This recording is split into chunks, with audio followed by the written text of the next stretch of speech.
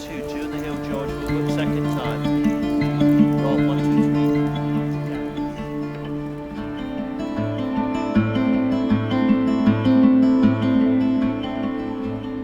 Barbury Castle, one of British racing's finest training centres, nestling peacefully in the Wiltshire countryside. But we're only a few miles away from the noisy hurly-burly of the railway town of Swindon. And Alan King has used this base as a platform to great things for a string of equine express trains on the flat and over jumps, particularly at the Cheltenham Festival.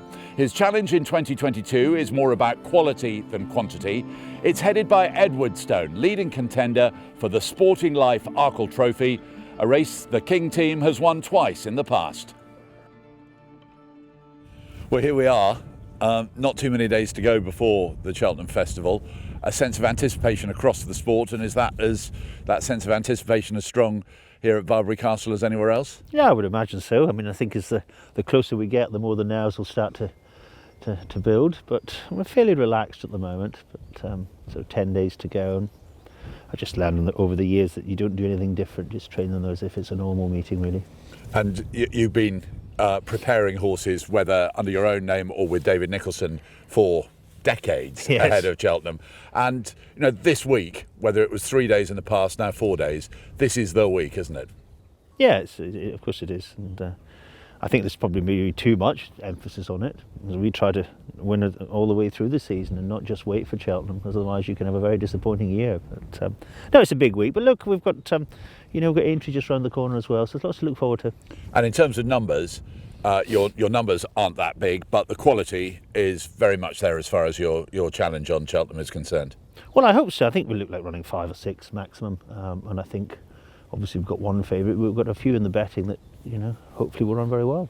Yeah, I rather thought that the same. There are 2 or 3 that have all got very nice chances. Obviously, everyone's talking about Edwardstone, but horses like the Glancing Queen and Tritonic, Nina the Terrier, none of them are sort of no-hopers. I hope not. I mean, Nina the Terrier is a very big price at the minute, but I've been placed in the novice before with fillies at big prices, and she'd be every bit as good as them, if not a little bit better. And I was very pleased with her run at Sandown the other week. As you saw this morning, she's come out of that well.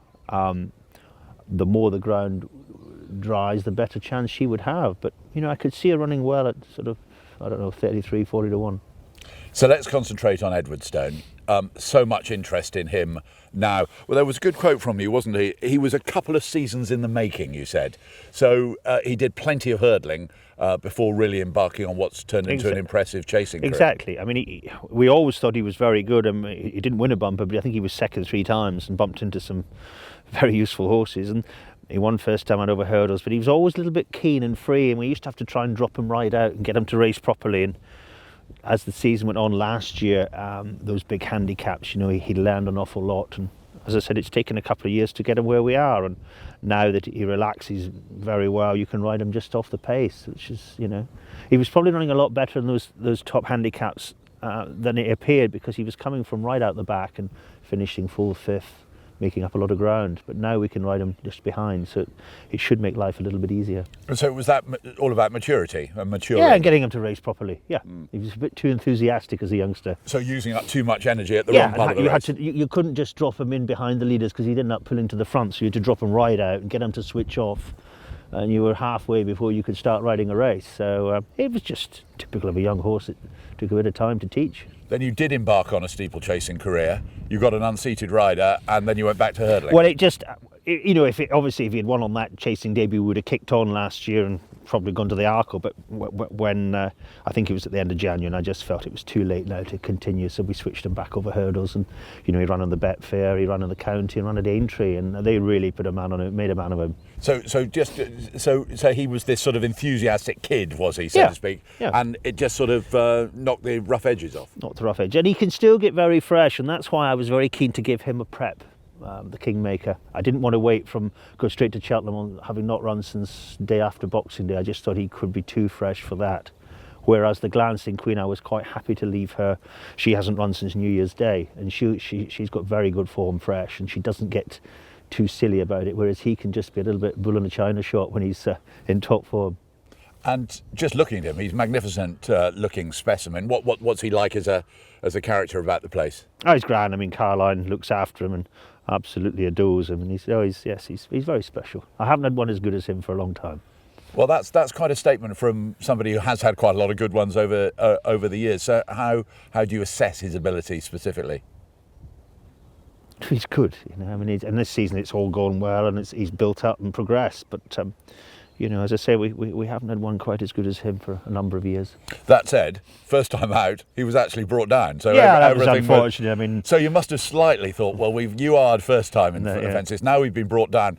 Something's got to go right at some point. Yeah, I was quite nervous the next time he ran, but luckily we got away with that. But and the day he got brought down, I mean, the horse fell, and we were well wide of him, but he didn't just fall straight. He went sideways and completely poleaxed us. But thankfully, both horses and jockeys were fine, and we lived to fight another day. And the progress since then, you know, that clearly has impressed you as well as pundits and just people who've been really following this horse. Yeah, because he had 3 fairly quick runs. You know, we had to pull him out fairly quickly after he got brought down, and I looked through, and there wasn't much. There was only the Henry VIII really, and nothing else till Christmas. And I thought, God, if we get a freeze up or something. So we rolled the dice again and went to Sandown, and that was very impressive. And the time was good. It compared very favourably with the Tingle Creek. So it was, I think it was a solid performance. And then he rolled on came out of it really well. We did Kempton Christmas, and then he had a good quiet spell through January, the beginning of January, and we built him up to the Kingmaker. And the form is, you know, as well as the performances, the form is solid, isn't it? Oh yeah, he's beaten the right horses, I think. Yeah. And the time confirms it as well. And you've always been a fan of Warwick Racecourse, where the Kingmaker took place. So what is it about that particular track that? I think it's a good test for a novice. I mean, they've got to jump, but it's not trappy. I've always loved to debut novices round there. We've done it many years, you know, Voy Por and Halcon Generalade, to name a couple. But yeah, I think it's a good test. And you jump around Warwick, you go around most places. And you find yourself as favourite for the Sporting Life Arkle. And also, but it's more than that this year, because clearly the Irish had this rampant year in 2021. People are desperately looking for horses that are going to hold back the Irish tide. There's even more responsibility than just being favourite for one of the marquee races. Well, it is if you want to let it bother you, but you just got to do your thing. You know, I'm only interested in Edwardstone and try and get him there on the best of form. We'll see what happens. But the Irish will be tough to hold, but we'll see if we can do a wee bit of damage.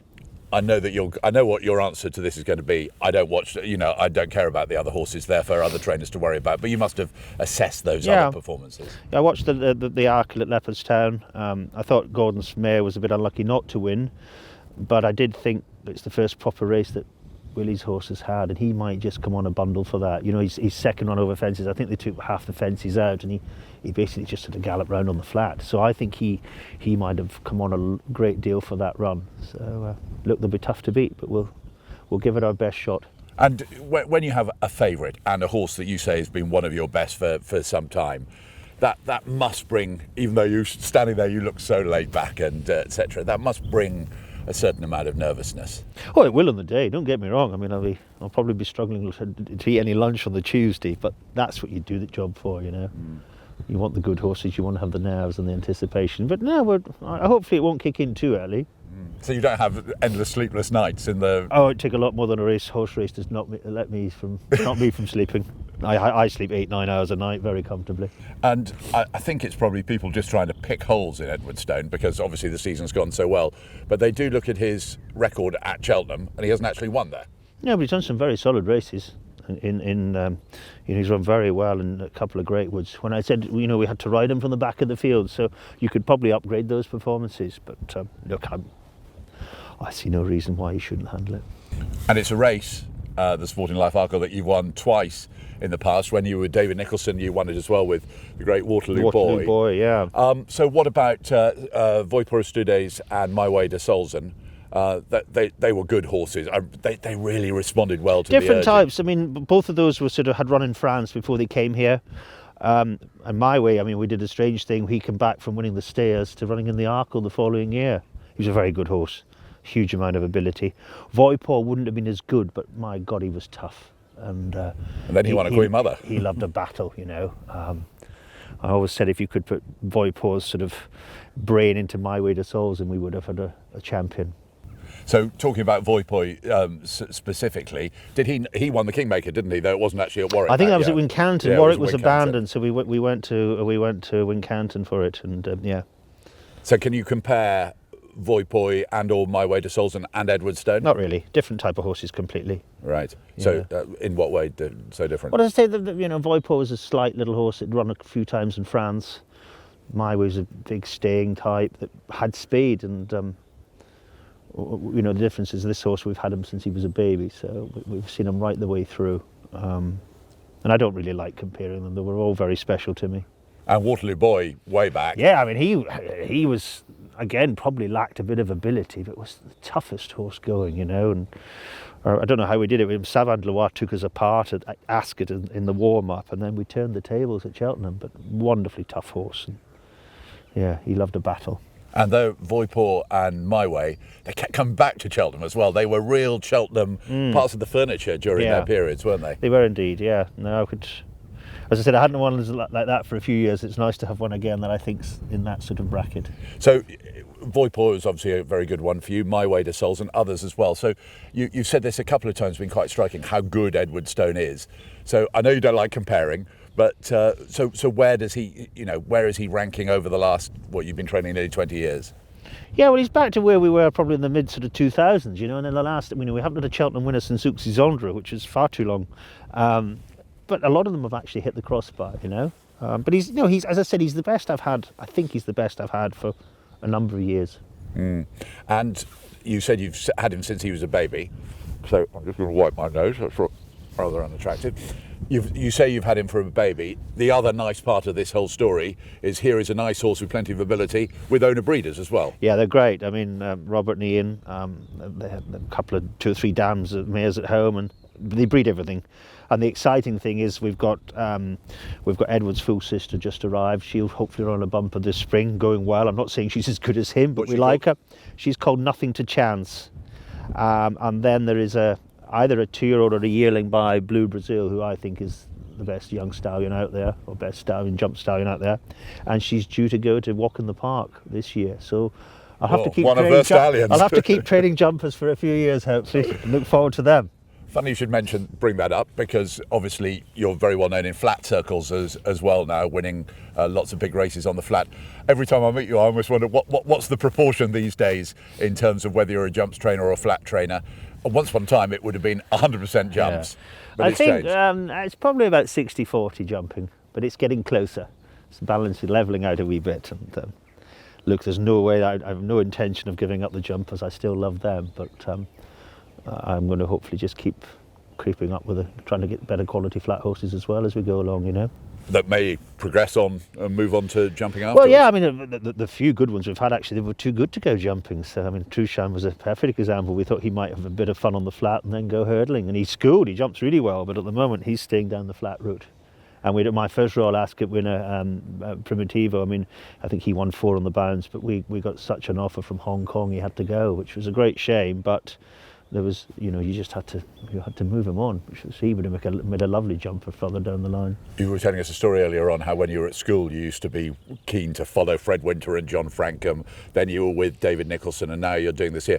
In that heart, that's a National Hunt heart, isn't it? It's a heart that really wants to do well on the Cheltenham stage. Of course, I want to get back on there. I'd love to have a winner at Cheltenham again, but I've always said for the last 30 odd years my favourite week of the year is the Royal Meeting. And the Duke was great. He used to take me on. I used to run my first week summer holiday, and we did the 4 days of Ascot from about the late 80s, and absolutely loved it and still do. And you mentioned the Duke, David Nicholson, for whom you worked, 13, 14 years? 15 years. 15 years, and then took over. And, you obviously trained, or you did train close to Cheltenham in those days, right in the heart of the Cotswolds. This week was huge for the Nicholson team, wasn't it? Oh, he loved Cheltenham, full stop. I mean, they were born there, and, I wouldn't be quite as wound up about Cheltenham as the Duke was. But every meeting, he loved to have runners there, and there was nothing better for him. And he had a long time to wait. Well, that's what I was going to say. I think it was something like 17 years before he... Yeah, it was the end of the 80s, wasn't it? And then didn't he have 2 on one day then? 86. Or 2 at one meeting? Solar Cloud and Charter Party, both won within about 2 hours of one another. Yeah. And then Josh, who hadn't had a winner either, I think it was the following year, he had 2 or 3. So they waited a long time, but I think they certainly enjoyed it. Those two knew how to enjoy themselves when they did have a winner. And in terms of Cheltenham, but jump racing generally, I'm sure you've been asked this a million times, working for David Nicholson, who was a genuine legend, you know, and a little smile just comes across your face just thinking about him. You must have learnt an enormous amount there. Oh yeah, and not just about racing, just about life in general, you know. I mean, and a lot of the lads that were there at the same time, you know, he could infuriate you at times, but we all loved him really, and you know, he cared about the staff big time, and very fond of him. He used to like to make a point, didn't he? Yeah. Did you get the odd? We all got that occasionally. Yeah. And I'm going to ask you just about a couple of the others, if I may as well. The Glancing Queen. Yeah, I mean, look, obviously I discussed it with the others that we were going to enter for the plate, but I haven't gone beyond that yet. But I just feel if the main mares come over for the chase, that we're probably looking at being 3rd or 4th at best, off looking at the ratings. Whereas we could have a serious chance, I think, of possibly winning a plate. They're both worth the same amount of money. Novices have a good record in it, but as I say, I've still got to discuss it with the team. But if you put a gun to my head at the moment, I'd be saying she's more likely to run the plate. And this would be her 4th Cheltenham Festival. Yeah. Yeah. So she relishes that challenge. Yeah, and the second time we went, I mean, she would run really well in the bumper the first time. She won the Mayor's Bumper Aintree. The following year she got a splint in the beginning of the season, and it took me virtually all season to get her back, and she had her seasonal debut in the bumper, which wasn't ideal, but she did run very well for a long way. But it was nearly a year missed. But then she had a good season novice hurdling last year, and we always thought she would come into her own when she went over fences. You know, she was an Irish point winner. And her form's very good, and I think we bumped into a superstar at Cheltenham on New Year. Lompresse. Yeah. In the Dipper. I think he looks a marvellous horse, really. So and no disgrace in that. And the 3rd horse, though, Fantasticus, that's a pretty good horse that you disposed of. Pretty good as well, yeah. So this will be interesting, but I think I'm hoping they'll let me go down the handicap route with her. So she was good. She's been very good, but I just love the way she's thriving in steeplechases. Yeah, and we've deliberately left her fresh. She hasn't run since New Year's Day, but that's not an issue with her. And she'll do a wee bit of work on the grass next week, and we should be ready to roll, I think. And I'm just going to ask you then about Tritonic. Yeah. What are the plans there? He'll go straight to the county. Run one well at Ascot before Christmas, and the Betfair, we got it wrong. We rode him too handy, and he didn't settle. He did everything really back to front. And I sort of thought, watching it jumping the first, we were in trouble, you know. So, but he's come out of it fine, and we'll hopefully go back to riding on the sort of midway-ish and the way we did at Ascot. And he loves a strong pace. So, I mean, one or two people are saying he hasn't got very good form around Cheltenham, but I think that's Triumph Hurdle. Yeah, well, he was sick after that, and then I thought he ran pretty well on the Masterson Hurdle when he was just ready for a run. He finished 2nd to a good horse of Nigel's, and he was 5th in the big handicap in December. Right. November meeting. Yeah, November meeting. Yeah, the Greatwood. The Greatwood. So yeah. I think his form's all right, and I'm not sort of thinking I don't think it's the course that stopped him performing his best, really. And that Ascot performance, just absolutely very good, loved that, wasn't it? Yeah. So no, and he's showing at home. He seems in a similar form. So hope he's done well. And Nina the Terrier's had a few mentions today. Yeah, she has entries in both, but she'll definitely run the Mayor's Novice.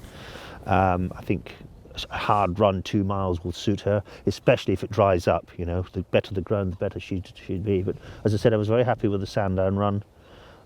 Put her just where we want her, and she looked lovely this morning. So we'll see.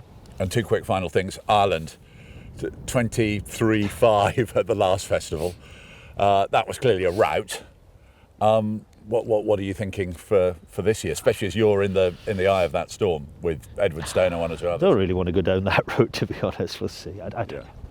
But hopeful of... it'll be similar, I think, probably. I mean, just an example, the county hurdle, I think they've got 56% of the entries. So it's going to be tough. And I mean, between them, Whirly and Gordon, I think they're going to bring over between about 120 horses, you know. It's more than my entire yard. And I wanted just to ask you about the fact that you've got a couple of Ukrainians working here as Three, well. yeah. You've got three Ukrainians working here.